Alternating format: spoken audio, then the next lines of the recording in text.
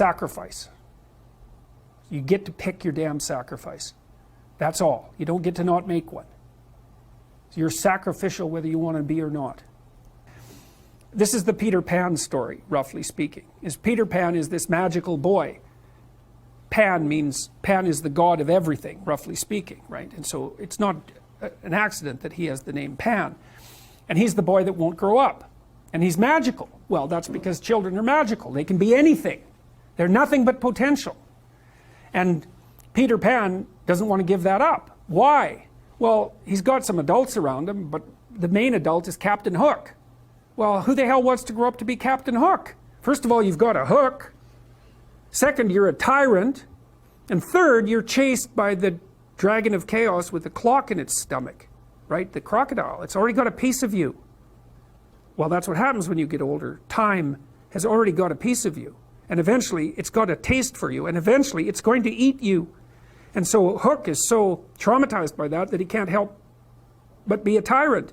And then Peter Pan looks at traumatized Hook and says, well, no, I'm not sacrificing my childhood for that. So that's fine, except he ends up king of the Lost Boys. In Neverland, well, Neverland doesn't exist, and who the hell wants to be king of the Lost Boys? And he also sacrifices the possibility that he'll have a real relationship with a woman, because that's Wendy, right? And she's kind of conservative, middle-class, London-dwelling girl. She wants to grow up and have kids and have a life. She accepts her mortality. She accepts her maturity. Peter Pan has to content himself with Tinkerbell. She doesn't even exist. She's like the fairy of porn. She doesn't exist. She's the substitute for the real thing. And so, but the dichotomy that you're talking about is very tricky, because there's a sacrificial element in maturation, right? You have to sacrifice the pluripotentiality of childhood for the actuality of a frame. And the question is, well, why would you do that? Well, one reason is it happens to you whether you do it or not. You can either choose your damn limitation, or you can let it take you unaware when you're 30, or even worse, when you're 40. And then that is not a happy day. And I see people like this, and I think it's more and more common in our culture, because people can put off maturity without suffering an immediate penalty. But all that happens is the penalty accrues, and then when it finally hits, it just wallops you. Because when you're 25, you can be an idiot. It's no problem. Even when you're out in a job search, it's like, well, you don't have any experience and you're kind of clueless. It's, yeah, you're young. You know, it's no problem. That's what young people are like, but they're full of potential. Okay, well, now you're the same person at 30.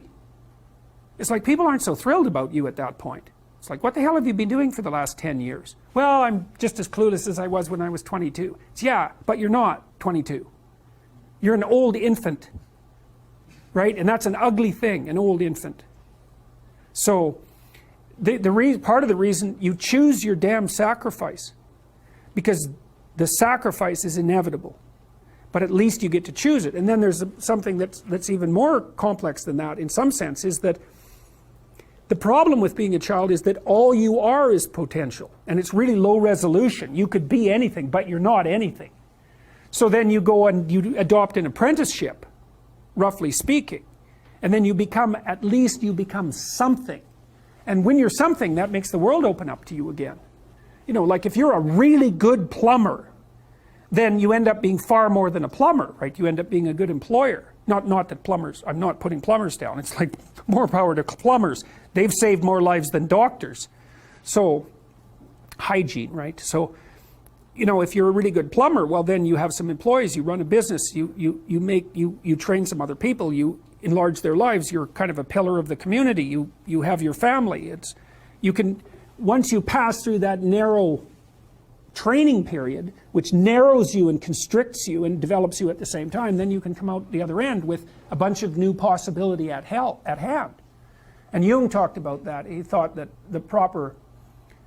part of the proper path of development in the last half of life was to rediscover the child that you left behind as you were apprenticing. And so then you get to be something and regain that potential at the same time. Very, very smart. Well, he was very, very smart. So that's very wise thing to know. Sacrifice. You get to pick your damn sacrifice. That's all. You don't get to not make one. So you're sacrificial whether you want to be or not. That's a good thing to know as well.